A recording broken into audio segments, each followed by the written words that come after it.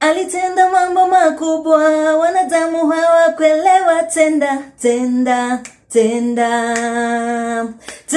e Baba, tenda yo, tenda e Baba, tenda tuko huku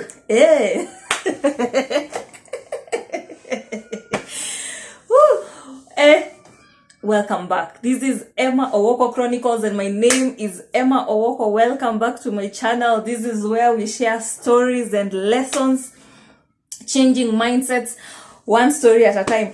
And today, I'm not going to tell a story necessarily. I'm going to shift the trajectory of what I'm...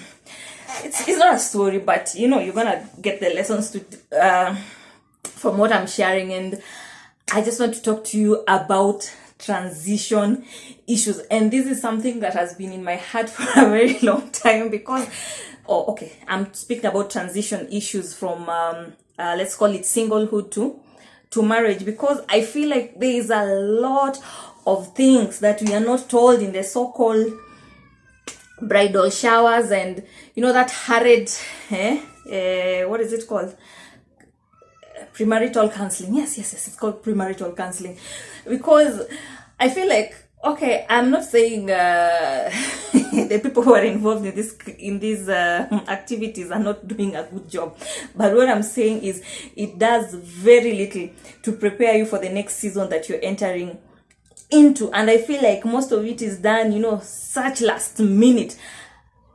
Let me just talk about this one thing even before I go to what some of the transition issues is. I remember in the church prescribed premarital counseling, the issue of intimacy was saved for the last week, or let's say the last days of you know, let's just say the last week before your wedding. And I'm thinking to myself, what am I supposed to learn in 1 week, surely, that I'm supposed to utilize in one night or whatever? Like, it's too much information. Like, I'm just trying to imagine someone who is green, like, how, you know, someone bombarding you with TMI, in fact, this information it's usually like one session. You're given so much details in one session. Man, it can scare you. I feel like transition issues from singlehood, or some of the aspects of transition from singlehood to marriage, should not be limited to couples who, you know, have entered into that journey of trying to get a marriage covenant. This is a discussion that, you know, should be open so that you prepare yourself. I know sometimes when you have too much information, or when you're over prepared, or when you hear a lot of things, it can instill fear in you. But me, I strongly believe I'd rather have knowledge than to perish, because it's just like the issue of childbirth. There's very little that many women are willing to tell you about childbirth, and then you go there and you experience some things and you're wondering, why did anyone not tell me this happens? We need to know these things. Yeah, so we're gonna go to transition issues before marriage. Welcome back to Emma Owoko Chronicles. Ooh, okay, so the first thing that I'd like to talk about is, let me call it, the best way to sum it up is, you know, reality versus expectations, and this is mostly brought about because you're living with a total stranger. I'm talking about people who have not lived together before they tie their vows, because that is what we do over here in this other kingdom. So you're living with this total stranger. You don't know them from a crack in the wall. You don't know them from Adam, but you find yourself in the evening. Let's say you've come from your honeymoon, whatever. So you find yourself in the house with this total stranger. One of the number one things that normally brings conflict, and this is because, okay, as much as you may have discussed it when you were courting and dating and all those things, kwa ground vitu ni different, my friend. Kwa ground vitu ni different, and this is the issue of chores versus responsibility. This one, I can assure you, ask any person. This is the one thing you will quarrel about at some point, in those early weeks, months, or years of marriage. Because I think the way our society is structured, it's almost like chores are, even when you listen keenly during this premarital counseling, or when you're doing the showers, the chores will normally be pushed to the wife. You'll be told to learn new recipes, to be interesting, don't make the kitchen boring, make sure your house is clean, and all these things. And I agree to this extent. This is just the extent that I'm agreeing with this.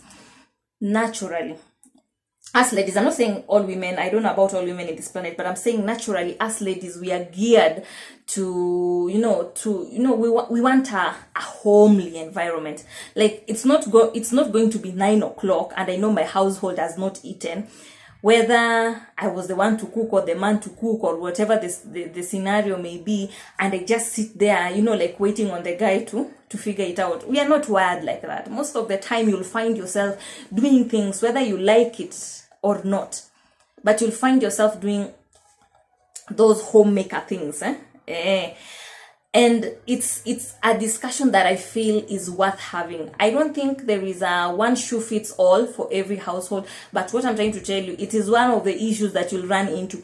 It is safer you discuss, jua unafikiriaje. Don't just enter into this union, maybe you are thinking the man will provide, the man is here thinking you'll do chores. I normally like to call them the people of this generation, they want to have modern relationships with traditional benefits. These are the relationships where the man okay, for the man, anafikiria that the lady will maintain the household, and still part of her money or her income, wherever she's getting her money from, she'll chip into the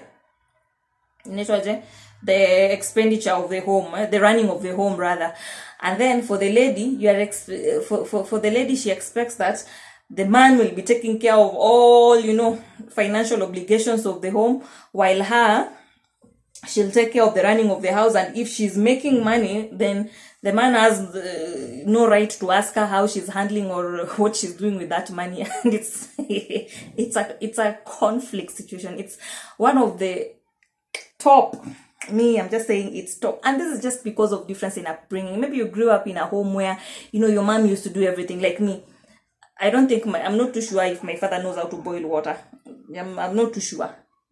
Because as far as I can remember, we used to do everything. Like, I've never seen with my eye my dad fixing a meal. It doesn't matter. There was a certain time, I can't remember where exactly we went to, but my dad was left home, and so I think we went for like a week. It wasn't a complete week. Aki nakumbuka, when we came back, we found 6 sufurias of ugali, the ones that have been soaked. Soaked is the word I'm looking for. So like, he was cooking with a sufuria and then soaking it. Then the next day, because he needs to make ugali again, soaks the next sufuria. I felt so bad for the man. I told my mother, Aki, please, never again should we leave this house and leave this man. This man is suffering. This man suffered. Like, if you're gonna be somewhere, find someone to help this man. And that's the mentality I grew up with. But as I grew, I came to learn, when, especially in campus, I met people from different homes. They tell me their father was cooking for them their meals. I felt like they should have been beaten. To me, that was strange. How do you let your father go into the kitchen and start washing dishes? That does not happen over here. So there's just differences in upbringing. So it's important that you discuss these things and, discover what works for your home. Don't bring the things that your mother and your father were doing in their house and now you want to bring them here. Talk to your guy, talk to your woman. How do you feel we should run this home? What do you, what are your expectations? And then find a common ground. It doesn't mean that if I'm expecting, my expectations are that my man is going to pay all my bills, that he has to pay all my bills. My friend, it can reach a time you have to take those expectations and throw them in the dustbin, because that is not going to work for that home. So discuss those things. There are so many things about how you were raised. Like my husband, okay, yeah, I understand from his home, they used to eat chapatis every Sunday, and the man lived with his sister. The girl used to cook chapatis every Sunday. My friend, the last time I cooked chapati must have been the time of John the Baptist. So things like those can bring conflict. I'm not gonna tell you how we resolve that, but there are things, there are issues that will come up because of the differences in your upbringing, and these things mostly shape your expectations, but the reality is that there will be a difference in your home. So talk about these things. Next, finances. Man, issues of finances, I don't think hata tunaweza ongea tukimaliza. This is what I'll tell you. Before you get married, or during that time that you've known, sasa ni hiyo gane, hiyo ndio bullet unaenda nayo. Please discuss issues to do with finances, and I would advocate for transparency in the issues of finances. And the most important thing you need to find out, my friend, is if your partner, the woman or the man, sasa tutaita credit score ama tutaita nini, just find, okay, what I'm trying to say is find out how much debt this person has. How much debt do you have? Can you please say those things? Nani deni za nini? How are they paying for them? Are they even paying for them? Have they acknowledged, or wanafuatwa natala? You start being called and that kind of thing. Find out how much someone is earning, the investments that they have made, any liabilities that they may have acquired prior to knowing you. It is very important. And discuss and agree. Agreement is very important on how you're going to be handling the issues of finances. Is it one pool? Is it, who is taking care of what? And all I can say is make it fair. I'm not going to tell you how to run your household, but finances, you have to talk about. It is my understanding that one of the major causes of divorce is finances, not even unfaithfulness. And me, that one is a big deal for me. So talk about this thing.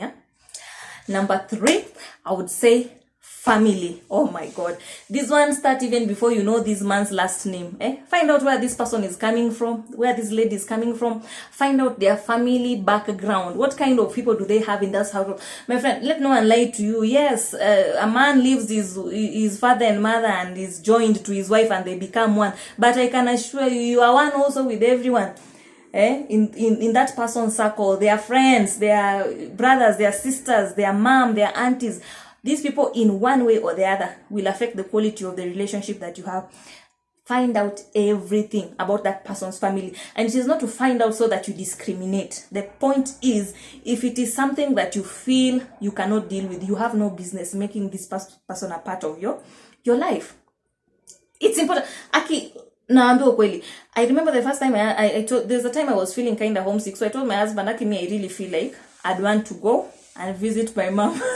The guy told me I need to give him 6 months notice. To see my own mother. I'm kidding. Family, these things, mtakuwa mnaenda happy December, holidays.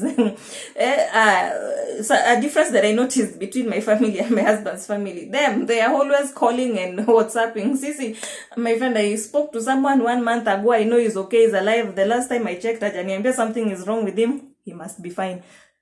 We are okay. But for them, they have to keep calling and texting. Man, I'm trying. Please find out about someone's family. Next point, intimacy. And I'm gonna make this short. When it comes to intimacy, please, I'm not saying talk about everything that happened in your past, every single thing, and to detail with diagrams and maps and that kind of thing.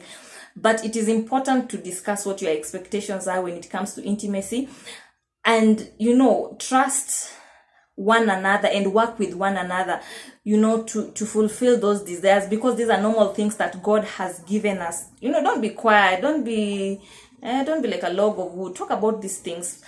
But for me, what I'd say, do not carry your past experiences in the areas of intimacy, if that is the kind of life you lived before, and bring them to your marriage. My friend, your spouse is not a porn star, okay? Next, talk about children. Everything to do with children. And this is something that I'd really love to speak to the men. You know, if you've decided, for example, you're going to have kids later, please be very present in the discussion of, you know, family planning and that kind of thing. Don't leave that burden to the woman as if you're not part of the person that is creating the kid. You're the seed bearer. Be part of the conversation, research, you know, find out what her feelings are. Just acknowledge her feelings about the whole situation, but talk about it, because a lot of pressure is going to come from outside sources about the issue of children. You wonder if they'll help you buy diapers, but it's okay. We are in a society, what do we do now? So talk about children, how many children you want to have, how are they going to be named. You know, maybe someone wants to call their uncle who, story. But talk about these things, how many children you want to have, when you want to have them, how you're going to take care of these children. It's a whole discussion. You can watch a movie as you talk about it. But talk about these things. It's important and it's crucial. This is it for today. I know I've not said a lot because I didn't want the video to be too long. I think about doing a part 2 of this, some of the transition issues and some of the discussions around that topic. But for me, these are the top things that you really have to speak about before, early, and during the process of your relationship. And just check in with one another. Maybe when you are starting, you wanted 3 children, but after the first children, you've changed your mind, you want 1. So these are conversations that you need to continue having, because there will be changes in your life that affect, you know, the way I reasoned about money in my 20s is not the same way I reason about money now. So it's important to have these conversations going so that you understand where your spouse is, you know, where are they now? How do they feel about finances right now? You know, how do they feel about chores now? And the bills, yeah? So thank you for clicking in. Like, subscribe, and share the video. And thank you for always coming back to hear about what I have to say. I do not take it for granted. You don't understand. Thank you so much to everyone who has supported this and subscribed. I love you and God bless you. Bye bye.